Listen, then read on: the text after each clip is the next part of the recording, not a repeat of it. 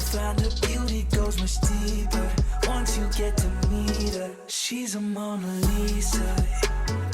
Alô, sejam muito bem-vindos a mais um vídeo. Eu estou muito entusiasmada para fazer este vídeo porque finalmente na próxima semana vou então estar uma semana inteira nas urgências do Hospital de Santa Maria. É surreal e eu estou super grata por isso. No primeiro semestre, segundo semestre, nós temos optativas uma semana inteira. Para além do currículo obrigatório, temos então esta semana para explorarmos outras cadeiras que são optativas. E este semestre eu fiquei então colocada nas urgências. É uma optativa mais prática, de 3 créditos, e portanto também com mais carga horária. Durante a semana vou ficar 6 horas em cada dia a acompanhar um tutor.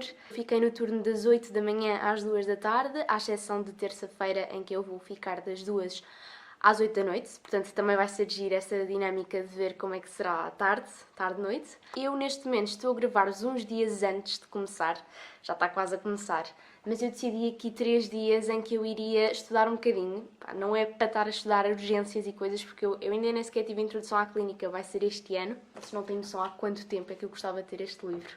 Eu já desde antes de entrar em medicina que sabia deste livro, porque acompanhava estudantes de medicina no Reino Unido e em outras partes do mundo, não é? Mas já há muito tempo que eu ouvia falar deste livro e eu vi, não é, o seu conteúdo e tal, e decidi que seria no terceiro ano que faria sentido arranjá-lo. Por exemplo, aqui nós temos um capítulo sobre como colher a história clínica e depois cada capítulozinho é para cada uma das áreas, cirurgia, hematologia, infecciologia, neurologia. Portanto, no fundo isto é um livro de bolso, assim pequenino, com as partes mais importantes de cada área, para vocês, e com fotos e tudo mais, para vocês consultarem quando for necessário. Mais no final, as doses úteis para um novo médico. E, portanto, nestes dias antes, eu decidi que ia ler o capítulo de urgências, faz todo sentido. Também está aqui com guidelines, não é? Por exemplo, o coma, quando a pessoa está com coma, qual é que é a abordagem que se deve fazer? E é isto, no fundo, que nós devemos ter, é assim as coisas práticas, as guidelines estruturadinhas, e eu gosto muito que isto seja assim, porque no fundo está tudo compacto, o mais importante de cada área aqui. Bem, vou-me calar e vou continuar a fazer as minhas coisinhas, portanto, acompanhem.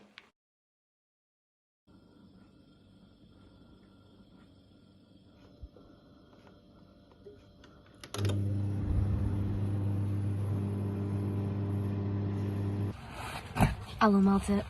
Primeiro dia de urgências. Nós somos 8 pessoas, sei que 4 delas são do terceiro ano, portanto já me sinto menos mal de... Não é? Ainda não tive introdução à clínica, não sei assim muito nem atender pacientes, mas vou aprender. Espero que isto não caia enquanto eu faço isto. Oh yeah! Parece que estou aqui pequenina, mas é porque o telemóvel está um bocadinho tombado. Cala-te. Eu estou vendo. Cá vamos nós. Em princípio não tenho trânsito nesta hora.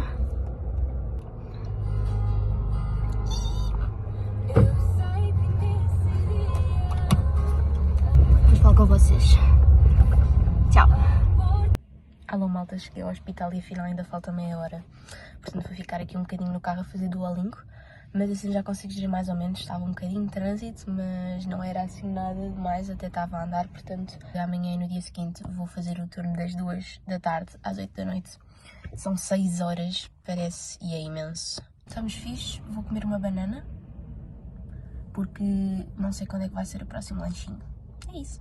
Bem, o primeiro dia, segunda-feira, eu tive na zona das pulseiras laranja, portanto nós temos pulseiras de acordo com a triagem de Manchester. Nós temos as vermelhas, as laranjas, as amarelas, as verdes, as azuis, portanto do mais prioritário para o menos prioritário. Depois as urgências também têm o SO, portanto o Serviço de Observação, a zona da VMER, a base da VMER, e também temos a zona do Covidário, portanto à frente da urgência, ainda incluído aqui na área das urgências, temos o Covidário, aqueles contentores brancos que vocês conseguem ver à frente. E então segunda-feira fiquei na zona das laranjas, portanto ali ao lado da sala de reanimação. Foi um sonho. Das primeiras impressões, depois de ter chegado às urgências e ver os vários postos e as zonas, foi olhar para o serviço de observação e parecer algo do género Grey's Anatomy ou assim, porque estão a ver aquela zona em que estão os pacientes à volta nas camas, mas no centro tem aquela zona mais redonda com enfermeiras e médicos. Isso é assim. E aquele ambiente de urgências de um lado para o outro, a correr, se ouvirem a campainha, reanimação. foi muito intenso. Eu cheguei lá, a primeira coisa que aconteceu foi nós vermos então uma senhora com tromboembolismo pulmonar e que estávamos a analisar aqui uma massa que a senhora tinha parasternal, portanto ao lado do externo. Estávamos a analisar, ver as características,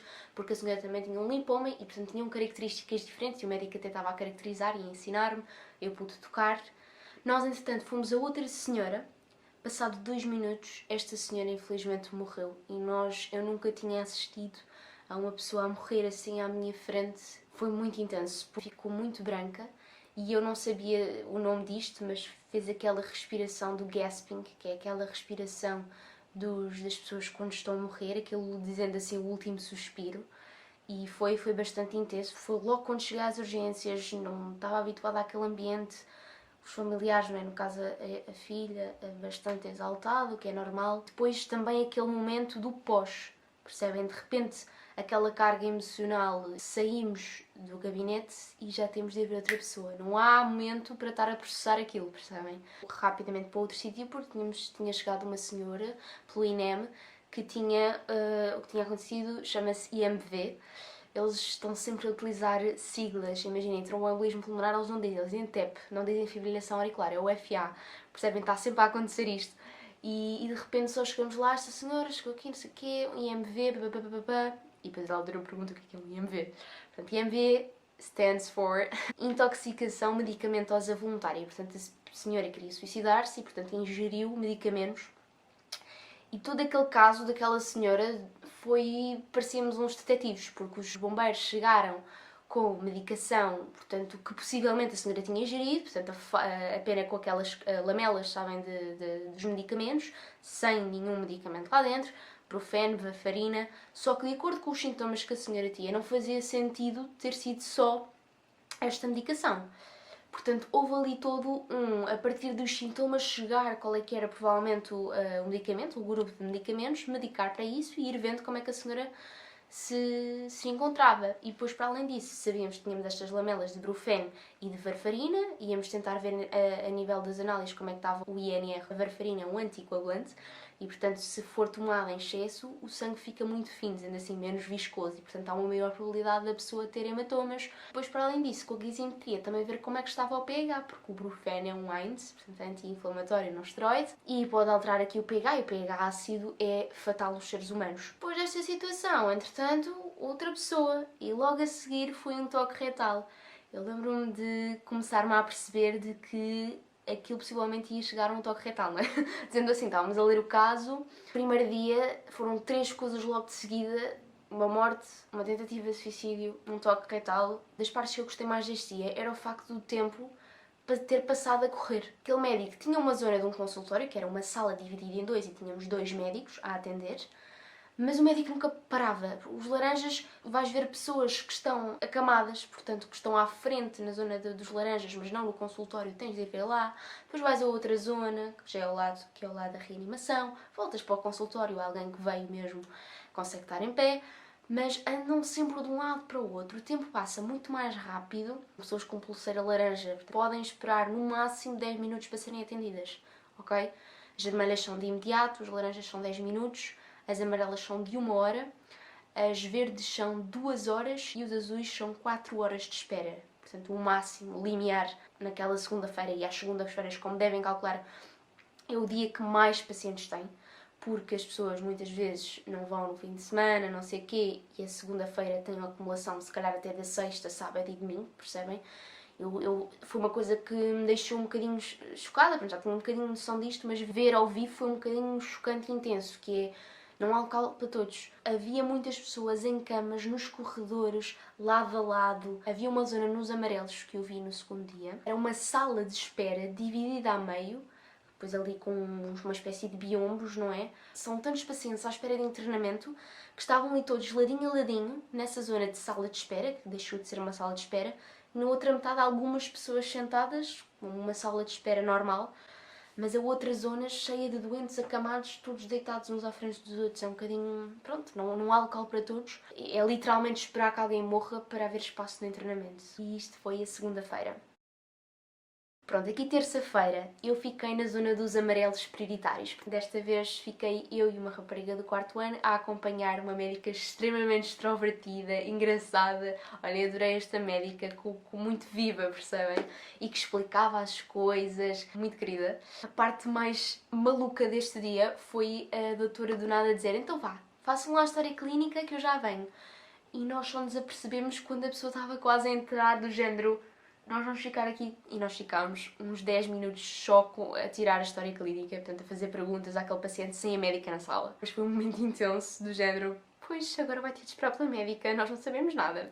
Um aluno do 5º ano já antes tinha dado os vários pontos que nós devíamos, portanto, perguntar para criar essa história clínica, e nós fomos fazendo isso tudo. A médica chegou lá, fez algumas dessas perguntas, já estava direcionada para o que era e porque é que fazia, normal, não é? De experiência. Uma coisa muito gira deste dia, que eu também obviamente agradeço à regente da cadeira de opcional em que tive, foi que surgiu então uma senhora que era interessante nós vermos, e apesar de estarmos nos amarelos, a doutora fez questão de ir às várias pessoas, aos vários postos, do género: venham cá ver isto, que é um caso interessante. Uma senhora com insuficiência renal crónica e que tinha uma fístula aqui no braço, e nós podíamos tocar e sentíamos a pulsação, portanto o coração a bater. Portanto, isto chama-se frémito, e tinha um sopro de grau 4 porque tinha então um frémito, nós conseguíamos então sentir esta vibração. Depois tivemos um senhor com prostatite, portanto tudo o que acaba em ite quer dizer inflamação. E o senhor tinha então uma inflamação da próstata e foi-lhe administrada azitromicina, mas durante 21 dias. E foi giro que a doutora explicou porque é que eram 21 dias. É difícil este medicamento passar pela cápsula prostática e, portanto, é necessário não um antibiótico de poucos dias, é um antibiótico que precisa então aqui destas 3 semanas para atuar ao nível da próstata. Depois mais um caso com antibióticos. Neste caso o senhor tinha uma bactéria mega esquisita, um nome mega esquisito, e deram-lhe piperacilina tazobactam, piptase. A doutora foi retirar este medicamento, este antibiótico, e passar para um de maior espectro, porque não estava a conseguir cobrir a bactéria, percebem?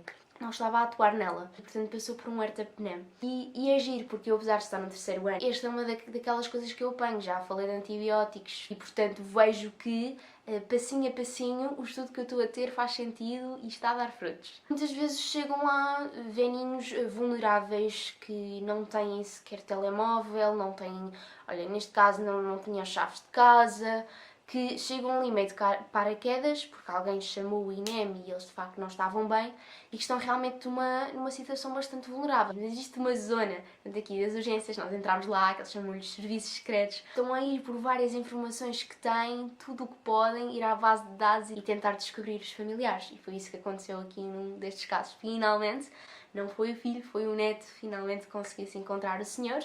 E assim tudo, sei lá, em meia hora, 1 hora, e de repente já lá estava a pessoa. Também tivemos uma situação que foi assim um bocado oh my god, porque tínhamos lá um senhor que tinha epilepsia, mas que desde há 3 dias que não estava a tomar a medicação. Pronto, o senhor alegou que era porque estava em jejum, mas obviamente que não pode deixar a medicação com a epilepsia. E estava com febre. Tem de ser controlado imediatamente porque pode levar então a que a pessoa tenha uma convulsão. Então de repente foi a médica a dar-lhe a medicação e assim controlar a febre para ver se aquilo estabilizava e tentar-se perceber, de acordo com o que veio à urgência, outras queixas que tinha, tentar controlar, tentar perceber o que é que se passava. Foram estes mais ou menos os casos da terça-feira.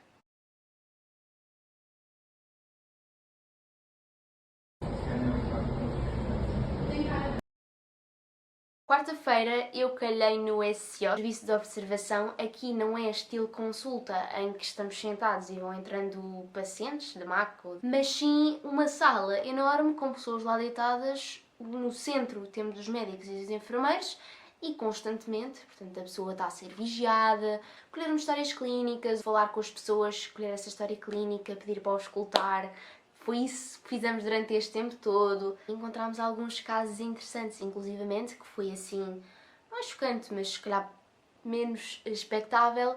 Um rapaz com um problema de coração e tinha 30 e poucos anos. Algo mesmo hereditário. Fiquei a perceber um bocadinho mais sobre algumas doenças de coração e como diferenciar o infarto aqui desta doença que este senhor tinha. Neste dia, a regente da cadeira também nos levou à zona da reanimação porque tinha chegado um doente vermelho. Era um senhor que estava em coma e que infelizmente morreu. Nós tivemos a oportunidade de ver a TAC, uma hemorragia subaracnoideia, e foi muito interessante perceber que este senhor foi proposto a transplante, portanto um transplante de órgãos, tinha morrido, não é? Ia morrer em breve, mas que depois não se sabia a identidade do senhor e depois de descobrir que não era português, tudo automaticamente foi parado. As pessoas que não estão inscritas no Registro Nacional de Não Dadores, no RENDA, todas podem vir a ser potenciais dadores de órgãos, ok? Portanto, eu e tu, neste momento, provavelmente somos dadores de órgãos. Só se nos registarmos nesta plataforma, não os doamos, porque deixamos explícito que não queremos. Neste caso, este senhor não era português e, portanto, não é permitido retirar os seus órgãos, portanto, a doação,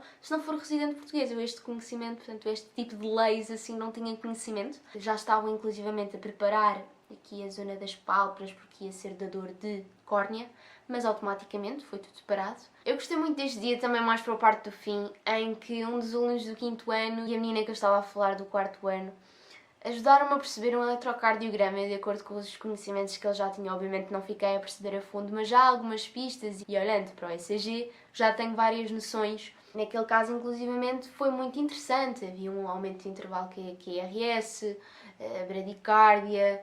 Vimos então que era rítmico e fiquei a perceber um bocadinho mais sobre as derivações horizontais, chegando então ao que a senhora tinha e, inclusivamente, o que ouvimos um sopro na senhora, um sopro mesosistólico. Mas de nada chamaram-nos todos para a reanimação, porque tinha chegado uma senhora do ENEM com uma reação anafilática ao nolotil. Ver os profissionais a controlar a situação e foram estes assim mais ou menos os casos da quarta-feira.